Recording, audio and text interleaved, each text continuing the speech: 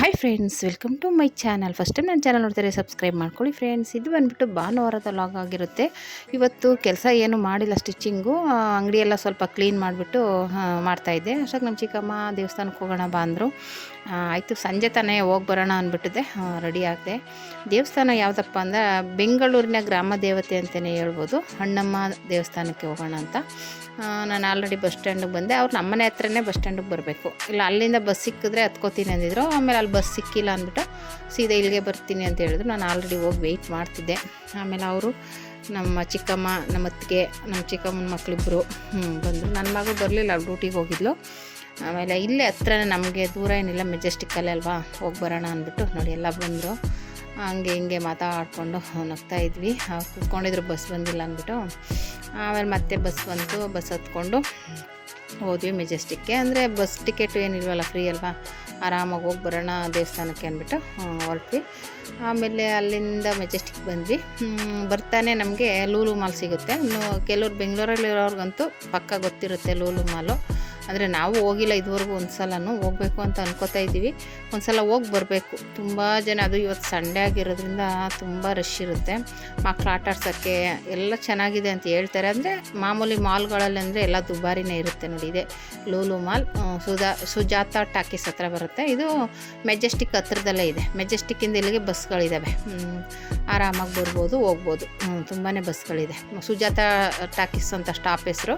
ಅಲ್ಲಿ ಇಳ್ಕೊಂಡ್ರೆ ಲೂಲು ಮಾಲ್ ಹೋಗಿ ಓಡಾಡ್ಕೊಂಬರ್ಬೋದು. ಆಮೇಲೆ ಅಲ್ಲೇ ಇದಾದಮೇಲೆ ಮೆಜೆಸ್ಟಿಕ್. ಇದು ನೋಡಿ, ಆಲ್ರೆಡಿ ಬಟ್ಟೆಗಳು ಫುಲ್ಲು ಫುಟ್ಪಾತ್ ಮೇಲೆ ಎಲ್ಲ ಬರೀ ಬಟ್ಟೆ ಅಂಗಡಿಗಳು, ಅದು ಇದು ಎಲ್ಲ ಬರೀ ಅಂಗಡಿಗಳೇ ಇದ್ದಾವೆ ನೋಡಿ. ಇವತ್ತು ಸಂಡೇ ಅಂದರೂ ಇನ್ನೂ ಫುಲ್ಲು ರಶ್ ಇರುತ್ತೆ. ಆಮೇಲೆ ಒಂದೇನಪ್ಪ ಹೇಳಬೇಕು ಅಂದರೆ, ಮೆಜೆಸ್ಟಿಕ್ಕು ಅಂದರೆ ಸಾವಿರಾರು ಜನಕ್ಕೆ ಅನ್ನ ಕೊಟ್ಟಿರೋ ಸ್ಥಳ ಅಂತಲೇ ಹೇಳ್ಬೋದು ಈ ಜಾಗ. ಕೆಂಪೇಗೌಡ ಅವರು ಕಟ್ಸಿರೋ ಅಂಥದ್ದು ಕೆಂಪೇಗೌಡ ಬಸ್ ನಿಲ್ದಾಣ. ಇಲ್ಲಿ ಸಾವಿರಾರು ಜನಕ್ಕೆ, ಅಂದರೆ ಸಣ್ಣ ಸಣ್ಣ ವ್ಯಾಪಾರ ಮಾಡೋರು, ಚಿಕ್ಕ ಚಿಕ್ಕ ವ್ಯಾಪಾರ ಮಾಡ್ತಾರಲ್ಲ, ಹಣ್ಣುಗಳು ಮಾರೋದು ಥರ, ಇದು ಹಣ್ಣುಗಳು, ಆಮೇಲೆ ಬಟ್ಟೆಗಳು, ಅದು ಇದು ಏನೇನೋ, ಮೊಬೈಲ್ ಪೌಚು, ಅದೇನೋ ಸುಮಾರು ಎಲ್ಲ ಥರದ್ದು ಇಟ್ಕೊಂಡಿದ್ದಾರೆ. ಅಂಥವ್ರಿಗೆಲ್ರಿಗೂ ಒಂದು ಅನ್ನ ಕೊಟ್ಟಿರುವಂಥ ಜಾಗ ಅಂತ ಹೇಳ್ಬೋದು. ತುಂಬಾ ಜನ ಇರ್ತಾರೆ ಇಲ್ಲಿ, ಎಲ್ಲ ಥರದವರು ಇದ್ದಾರೆ. ಇಲ್ಲೆಲ್ಲ ಲೇಡೀಸ್ಗಳು, ಭಿಕ್ಷೆ ಬೇಡವ್ರ ತವಿಂದ ಹಿಡಿದು ಎಂತೆಂಥವರೋ ಇದ್ದಾರೆ ಮೆಜೆಸ್ಟಿಕ್ಕಲ್ಲಿ ಆಲ್ರೆಡಿ. ಇದು ಮೇಲ್ಗಡೆಗೆ ಹೋಗಿ ಅಲ್ಲಿ ಅಂಡ್ರ್ಗ್ರೌಂಡಲ್ಲಿ ಹೋಗಬೇಕು ಅಲ್ಲಿಗೆ ದೇವಸ್ಥಾನಕ್ಕೆ. ನಾವು ಅಂದರೆ ನಮ್ಮ ಮನೆಯವ್ರು ಆಟೋದಲ್ಲಿ ಕರ್ಕೊಂಡು ಹೋಗ್ತಿದ್ರು, ನಾವು ಹಿಂಗೆಲ್ಲ ಹೋಗ್ತಿರ್ಲಿಲ್ಲ. ಇವಾಗ ಬಸ್ಸಲ್ಲಿ ಬಂದಿರೋದ್ರಿಂದ ಇಲ್ಲಿ ಮೆಜೆಸ್ಟಿಕ್ಕಲ್ಲಿ ಮೇಲ್ಗಡೆಗೆ ಬಂದು ಅಲ್ಲಿಂದ ಮತ್ತೆ ಅಂಡ್ರ್ಗ್ರೌಂಡಲ್ಲಿ ಒಳಗಡೆ ಹೋಗಬೇಕು, ಆ ಥರ ಹೋಗ್ಬೇಕು ಅಲ್ಲಿಗೆ. ಆಮೇಲೆ ನೋಡಿ ಈ ಥರ ಇದೆ ಮೆಜೆಸ್ಟಿಕ್ಕು. ಫುಲ್ಲು ಜನ ಜನ ಜನ, ಯಾವ ಕಡೆ ನೋಡಿ ಜನ. ಈ ಕಡೆ ಬಂದ್ಬಿಟ್ಟು KSRTC ಬಸ್ ಸ್ಟ್ಯಾಂಡು, ಒಂದು ಕಡೆ ಬಂದ್ಬಿಟ್ಟು BMTC ಬಸ್ ಸ್ಟ್ಯಾಂಡ್ ಇದೆ, ಓಕೆನಾ. ಈ ಕಡೆ BMTC, ನಾವು ಅದೇ ಸಣ್ಣ ಸಣ್ಣ ಏರಿಯಾಗಳಿಗೆ ಹೋಗೋದು. ಊರುಗಳಿಗೆ ಹೋಗೋದು ಅಂದರೆ KSRTC ಬಸ್ ಸ್ಟ್ಯಾಂಡ್ಗೆ ಹೋಗ್ಬೇಕು. ಅಲ್ಲೇ ಅಕ್ಕಪಕ್ಕನೇ ಇದೆ, ದೂರ ಏನಿಲ್ಲ. ಅಲ್ಲಿ ನಾವು ಮಧ್ಯದಲ್ಲಿ ಹೋಗ್ತಾ ಇದ್ದೀವಿ ಮೇಲ್ಗಡೆ. ಆಮೇಲೆ ಅಲ್ಲಿ ಹೋಗಿ ಅಂಡ್ರ್ಗ್ರೌಂಡ್ ಒಳಗಡೆ ಹೋಗ್ಬೇಕು. ನಾನು ಆಗಲೇ ಹೇಳ್ದಂಗೆ ಅಲ್ಲಿ ಪ್ರತಿಯೊಂದು ವ್ಯಾಪಾರ ಮಾಡೋರು ಇದರ ಅಕ್ಕಪಕ್ಕ ಎಲ್ಲ ಬರೀ ವ್ಯಾಪಾರ ಮಾಡೋರೇ. ಹೇಳ್ದಂಗೆ ಇದರಲ್ಲಿ ಎಷ್ಟು ಜನ, ಸಾವಿರಾರು ಜನಕ್ಕೆ ಅನ್ನ ಕೊಟ್ಟಿರುವಂಥ ಜಾಗ ಇದು ಅಂತಲೇ ಹೇಳ್ಬೋದು. ನೋಡಿ ಇಲ್ಲೇ ಇಟ್ಕೊಂಡು ಒಳಗಡೆ ಹೋಗಬೇಕು. ಒಳಗಡೆ ಫುಲ್ಲು ಅಂಗಡಿಗಳೇ, ಹಣ್ಣಿನ ಅಂಗಡಿ, ಬಟ್ಟೆಗಳ ಅಂಗಡಿ, ಜ್ಯುವೆಲರ್ಸ್ ಅಂಗಡಿ, ಆಟದ ಸಾಮಾನು, ಚಪ್ಪಲಿ, ಬ್ಯಾಗು ಎಲ್ಲ, ಕೀ ಬಂಚು ಎಲ್ಲ ಏನೇನು ಅಂಗಡಿಗಳಿದ್ದಾವೆ ಹೇಳೋಕ್ಕೆ ಆಗಲ್ಲ, ಅಷ್ಟೊಂದು ಅಂಗಡಿಗಳಿದ್ದಾವೆ. ಫುಲ್ಲು ನೋಡ್ಕೊಂಡಾದರೆ ಒಂದೇನಪ್ಪ ಅಂದರೆ ಹುಷಾರಾಗಿರಬೇಕು. ಇಲ್ಲಿ ಒಂಚೂರು ಆ ಕಡೆ ಈ ಕಡೆ ಮರೆತರೆ ಪಟ್ ಅಂತ ಕಿತ್ಕೊಂಡು ಪರಾರಿ ಹೊಡೆದ್ಬಿಡ್ತಾರೆ. ಏನೇ ಆದರೂ ಅಷ್ಟೇ, ಬ್ಯಾಗ್ ಆಗ್ಬೋದು, ಫೋನ್ ಆಗ್ಬೋದು, ಕಣ್ಣು ಮುಚ್ಚಿ ಕಣ್ಣು ಬಿಡೋ ಅಷ್ಟರಲ್ಲಿ ಮಾಯ ಆಗ್ಬಿಡ್ತಾರೆ.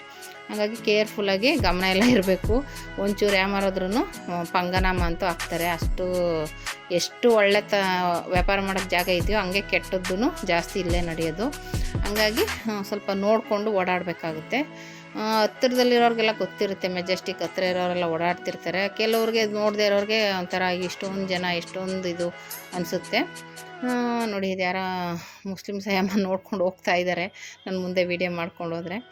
ಆಮೇಲೆ ಇಲ್ಲೆಲ್ಲ ನೋಡಿಕೊಂಡು ಅವು ನಮ್ಮ ಅತ್ತಿಗೆನೂ ನಮ್ಮ ಮಕ್ಕಳು ಅವ್ರು ಬಂದಿರಲಿಲ್ಲ, ಹಂಗೆ ಅಲ್ಲಿ ನಿಂತ್ಕೊಂಡ್ವಿ. ಆಮೇಲೆ ಹಿಂದೇನೆ ಬಂದರು ಅವರು. ಆಮೇಲೆ ಅಲ್ಲಿಂದ ಮಾಮೂಲಿ ದೇವಸ್ಥಾನ ಹತ್ರ ಬಂದ್ವಿ.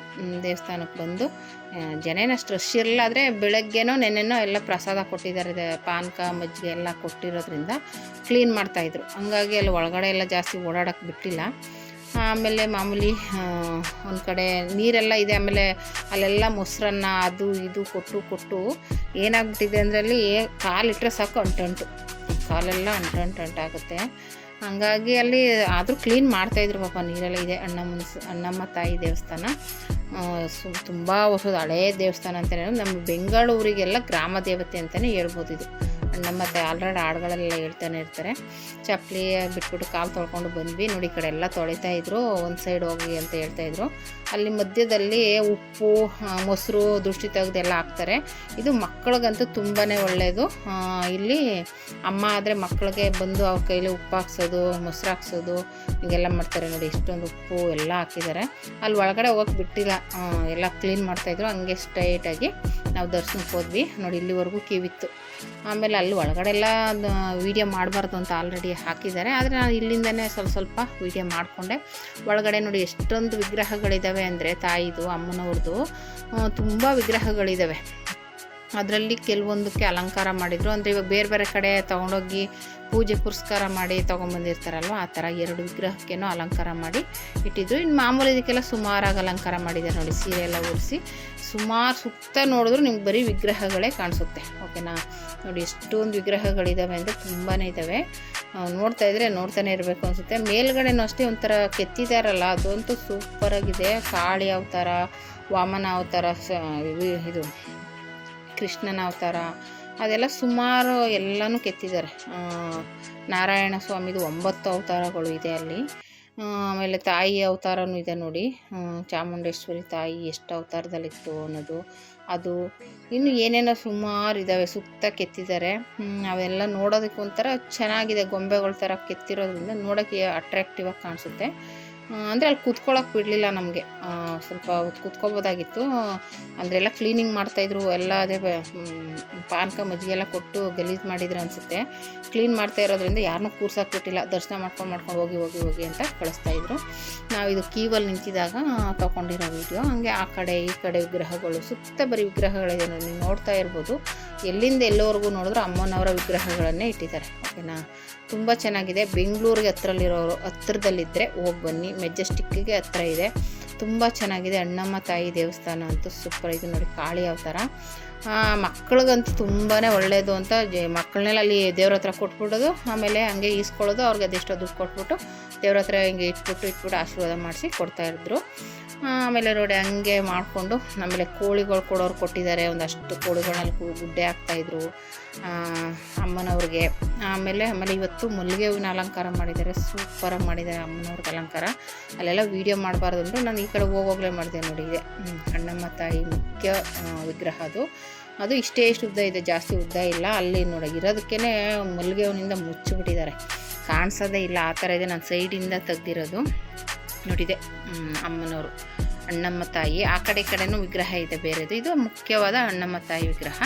ಆಮೇಲೆ ಎಲ್ಲ ಇದು ದೀಪಲ ಕಂಬಗಳನ್ನೆಲ್ಲ ವಾಶ್ ಮಾಡಿ ನೀಟಾಗಿ ಕ್ಲೀನ್ ಮಾಡಿ ಇಟ್ಟಿದ್ದಾರೆ ನೋಡಿ. ಇವಾಗ ಕರಗ ಬರ್ತಾ ಇದೆಯಲ್ಲ ನಾಳೆದ್ರಲ್ಲಿ, ಹಾಗಾಗಿ ಎಲ್ಲ ನೀಟ್ ಮಾಡಿ ದೀಪ ಹಚ್ಚಕ್ಕೆ ಇಟ್ಟಿದ್ದಾರೆ. ನೋಡಿದೆ ಅಣ್ಣಮ್ಮ ತಾಯಿ ಬರೀ ಮಲ್ಲಿಗೆ ಹೂವಿನಿಂದನೇ ಅಲಂಕಾರ ಮಾಡಿದ್ದಾರೆ ನೋಡಿ, ತುಂಬ ಚೆನ್ನಾಗಿತ್ತು. ಈ ದರ್ಶನ ಮಾಡ್ತಿದ್ದಂಗೆ ಒಂದು ಗಲಾಟೆ ಆಯಿತು ಅಲ್ಲಿ ಫ್ರೆಂಡ್ಸ್. ಯಾರಾದರೂ ದೇವಸ್ಥಾನಕ್ಕೆ ಹೋಗಲಿ, ಎಲ್ಲಾದರೂ ಹೋಗಲಿ, ನೀವು ಚಿನ್ನದ ಒಡವೆ ಹಾಕಿದರೆ ಹುಷಾರಾಗಿರಿ ಅಂತಲೇ ಹೇಳ್ತೀನಿ. ಯಾಕಪ್ಪ ಅಂದರೆ ನಮಗೆ ನಾವು ದೇವ ದರ್ಶನ ಮಾಡ್ತಾಯಿದ್ವಿ, ಕಿರ್ಚ್ಕೊಂಡ್ಬಿಟ್ರು. ಏನಾಯಿತು ಅಂತ ನೋಡಿದ್ರೆ ಯಾರೋ ಒಬ್ಬ ಕಳ್ಳ ಕತ್ತಿಗೆ ಸರ ಕೀಳೋಕ್ಕೆ ಕೈ ಹಾಕಿದ್ದಾನೆ, ಸಿಗಾಕೊಂಡಿದ್ದಾನೆ. ಎಲ್ಲಿ ಅದು ಕೀವಿತ್ತಲ್ಲ, ಅವ್ನು ಓಡೋಗೋಕ್ಕಾಗಿಲ್ಲ, ಸಿಗಾಕೊಂಡು ಹಿಡ್ಕೊಂಡಿದ್ದೇನೆ ಹೊಡಿತಾಯಿದ್ರು. ಆಮೇಲೆ ನಾವು ಇದು ಕೈ ಮುಕ್ಕೊಂಡು ಕರೆಕ್ಟಾಗಿ ದರ್ಶನ ಮಾಡ್ತಾಯಿದ್ದಕ್ಕೂ ಕಿರ್ಚಾಡ್ತಾಯಿದ್ರು. ಆಮೇಲೆ ನೋಡೋಣ ಅಂದ್ಬಿಟ್ಟು ಈ ಕಡೆ ತಿರುಗಿದ್ವಿ. ನೋಡುವಷ್ಟರಲ್ಲಿ ನಾನು ಹಂಗೂ ವೀಡಿಯೋನ ಸ್ವಲ್ಪ ಜಾಸ್ತಿ ಮಾಡೋಣ ಅಂತ ಹಿಂಗೆ ತೆಗೆದ್ರೆ ದೇವಸ್ಥಾನದ ಅಮ್ಮ ಒಬ್ಬರು ವೀಡಿಯೋ ಯಾಕೆ ಮಾಡ್ತೀರಾ, ಕಟ್ ಮಾಡಿ ನೋಡಿ. ನಮ್ಮ ಚಿಕ್ಕಮ್ಮ ನೋಡ್ತಾ ಇದ್ದಾರೆ, ಎಲ್ಲರೂ ನೋಡ್ತಾ ಇದ್ದಾರೆ ನೋಡಿ, ಹಿಡ್ಕೊಂಡ್ಬಿಟ್ಟಿದ್ದಾರೆ ಕಳ್ಳನ್ನ. ನಾನು ಹಿಂಗೆ ಹಿಡ್ಕೊಂಡಿದ್ದು ಇಲ್ಲಿ ವೀಡಿಯೋ ಮಾಡೋಕ್ಕೆ ಕೂಡ ಒಂದು ಸೈಡ್ ಇದ್ದಿದ್ದೆ. ಆಮೇಲೆ ಈ ಕಡೆ ಹಿಡ್ಕೊಂಡ್ರೆ ಹಿಂಗೆ ಅಂತ ಅದಕ್ಕೆ ಏನು ತಲೆ ಮೇಲೆ ಹೊಡಿತಾ ಇದ್ದಾರೆ. ಆಮೇಲೆ ನಾವು ವೀಡಿಯೋ ಮಾಡೋಕ್ಕೆ ಹೋದ್ರೆ ಅಮ್ಮ ಮಾಡೋಕ್ಕೆ ಬಿಟ್ಟಿಲ್ಲ, ಕಟ್ ಮಾಡಿ ಅದೆಲ್ಲ ಹಾಕ್ಬೇಡಿ, ದೇವಸ್ಥಾನದಲ್ಲಿ ಹಿಂಗಾಯಿತು ಅಂತ ಕೆಟ್ಟ ಹೆಸರು ಬರುತ್ತೆ ಅಂದ್ಬಿಟ್ಟು ಆಫ್ ಮಾಡಿಸ್ಬಿಟ್ರು. ನಮ್ಮ ಚಿಕ್ಕಮ್ಮನ ಆಫ್ ಮಾಡು ಅಂತಂದ್ರೆ ಆಮೇಲೆ ಇನ್ನೇನು ಮಾಡೋದು ಅಂತ ಆಫ್ ಮಾಡಿಬಿಟ್ಟೆ. ನಾನು ಸುಮ್ಮನೆ ಇಟ್ಕೊಂಡಿದ್ರು ಆಗಿರೋದು. ಆಮೇಲೆ ಒಡವೆ ಹಾಕಿರೋರು ಹುಷಾರಾಗಿ ಇದೆ ಮಾಡಿ, ಇಲ್ಲಾಂದರೆ ತೆಗ್ದು ಇಟ್ಕೊಂಬಿಡಿ, ಗೋಲ್ಡ್ ಹಾಕ್ಕೊಳ್ಳಿ, ಇವಾಗಂತೂ ಎಲ್ಲೆಲ್ಲಿ ನೋಡಿ ಇದೇ ಆಗ್ಬಿಟ್ಟೈತೆ. ಗೋಲ್ಡ್ ರೇಟ್ ಜಾಸ್ತಿ ಆಗಿರೋದ್ರಿಂದ ಪ್ರಾಣಗಳಿಗೆ ಬೆಲೆನೇ ಇಲ್ಲ. ಹೆಂಗಂದ್ರೆ ಹಂಗೆ ಕಿತ್ಕೊಂಡು ಹೋಗ್ತಾ ಇರ್ತಾರೆ. ಹುಷಾರಾಗಿರಿ, ಅದೊಂದು ಹೇಳ್ತೀನಿ. ಎಲ್ಲಿ ದೇವಸ್ಥಾನಕ್ಕೆ ಹೋಗಲಿ, ಮಾರ್ಕೆಟ್ಗೆ ಹೋಗಲಿ, ಎಲ್ಲಾದರೂ ಹೋಗಲಿ, ಈಗ ಸದ್ಯಕ್ಕೆ ನೀವು ಒಡವೆನ ತೆಗೆದಿಟ್ಬಿಟ್ರೇ ಒಳ್ಳೆಯದು. ರೋಡ್ಗಳೋ ಕರಿಮಣಿ ಸರನೋ ಹಾಕ್ಕೊಳ್ಳಿ. ಅದನ್ನು ತೋರಿಸ್ಕೊಂಡು ಹೋಗಿ ಜೀವನೇ ಕಳ್ಕೊಳ್ಳೋ ಚಾನ್ಸ್ ತುಂಬಾ ಇದೆ. ಇದು ಸದ್ಯ ಕ್ಯೂವಲ್ಲಿ ನಿಂತಿರೋದ್ರಿಂದ ಸಿಗಾಕೊಂಡವನು ನೋಡಿ ಅಲ್ಲೆಲ್ಲ ಮಾತಾಡ್ತಾ ಇದ್ದಾರೆ, ಹಿಂಗಾಯ್ತು ಅಂತ. ಅದೇ ಕೈ ಹಾಕಿದ್ದಾನೆ, ಅಷ್ಟೊತ್ತಿಗೆ ಅವ್ರಿಗೆ ಗೊತ್ತಾಗಿದೆ, ಅವಾಗ ಓಡೋಕ್ಕೆ ಶುರು ಮಾಡಿಬಿಟ್ಟಿದ್ದಾನೆ. ಹಂಗಾಗಿ ಯಾರಾದರೂ ಒಡವೆಗಳು ಹಾಕ್ಕೊಂಡಿರೋರು ಎಲ್ಲರೂ ಹೋದರೆ ಅವಾಯ್ಡ್ ಮಾಡಿ. ಇವಾಗಂತೂ ಪ್ರಾಣಕ್ಕೆ ಬೆಲೆನೇ ಇಲ್ಲ, ಹಂಗಾಗ್ಬಿಟ್ಟಿದೆ. ಚಿನ್ನದ ಸರಕ್ಕೋಸ್ಕರ ಪ್ರಾಣಗಳು ನೋಡೋದೆಲ್ಲ ಪಟಕನ್ ಕಿತ್ಕೊಂಡು ಓಡ್ತಾ ಇರ್ತಾರೆ. ಹಂಗಾಗಿ ಹುಷಾರಾಗಿರಿ ಫ್ರೆಂಡ್ಸ್, ಅದಂತೂ ಹೇಳ್ತೀನಿ. ಎಲ್ಲಾದರೂ ಹೊರಗಡೆ ಹೋದಾಗ ಆ ಥರ ಹೇಳ್ದಂಗೆ ನೀವು ಚಿನ್ನದನ್ನು ಯೂಸ್ ಮಾಡದೇ ಇದ್ರೇ ಒಳ್ಳೆಯದು. ಇಲ್ಲ ಯೂಸ್ ಮಾಡ್ತೀವಿ ಅಂದರೂ ನೀವು ಹೆಂಗೆ ಯೂಸ್ ಮಾಡ್ತೀವಿ ಅಂದರೂ ಮುಚ್ಚಿಕ್ತೀವಿ ಅಂದರೆ ಇನ್ನೂ ಭಯನೇ. ಅದು ಕನ್ಫರ್ಮ್ ಆಗಿ ಅವ್ರು ಗೋಲ್ಡ್ ಅಂತ ಗೊತ್ತಾಗ್ಬಿಡುತ್ತೆ. ಹಂಗಾಗಿ ಒಂದು ಸ್ವಲ್ಪ ದಿನ ಗೋಲ್ಡ್ ಯೂಸ್ ಮಾಡಿ, ಓಕೆನಾ? ಆ ಥರ ಮಾಡಿ. ಈ ಥರ ಆಯಿತು, ಅದೊಂದು ಭಯನೇ ಆಯಿತು. ನಾನು ಹಂಗೂ ನಮ್ಮ ಚಿಕ್ಕಮ್ಮನಿಗೆ ಹೇಳಿದೆ ಹುಷಾರು ಅಂತ. ಆಮೇಲೆ ಅಲ್ಲಿಂದ ಕೈ ಮುಕ್ಕೊಂಡು ಬಂದ್ವಿ. ಅದೇ ಆ ಕಡೆ ಹೋಗೋಣ ಅಂದರೆ ಅಲ್ಲಿ ಬಿಡಲಿಲ್ಲ. ಆಮೇಲೆ ಅಲ್ಲೇ ಒಂದು ಬೇವಿನ ಸೊಪ್ಪಲ್ಲಿ ತೀರ್ಥ ಇಕ್ಕಿದ್ದಾರೆ, ತಲೆ ಮೇಲೆ ಹಾಕ್ಕೊಂಡು ಹೋಗೋದಕ್ಕೆ. ಹಾಕ್ಕೊಂಡು ಆಮೇಲೆ ಬಂದು ಒಂದು ಸೆಲ್ಫಿ ತೊಗೊಂಡು ಕೈ ಮುಕ್ಕೊಂಡು ಚೆನ್ನಾಗಿ ಅಮ್ಮನವರ ದರ್ಶನ ಆಯಿತು. ದರ್ಶನ ಮಾಡಿಕೊಂಡು ಬರ್ತಾಯಿದ್ವಿ. ಪ್ರಸಾದ ಕೊಟ್ಟರು, ಯಾರೋ ಮೊಸರನ್ನ ಕೊಟ್ಟರು.